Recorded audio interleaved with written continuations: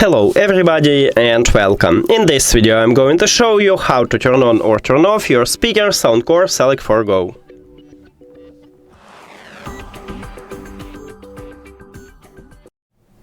At the top of the speaker we have all control.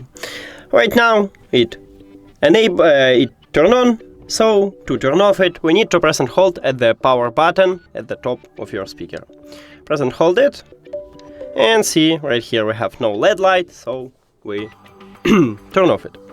To turn on it, you need to press only one time. You don't need to press and hold it. You press one time at the power button. And we did it! Thank you for watching this video. If you found it helpful, please consider subscribing to the channel and leave the like on the video. See you later!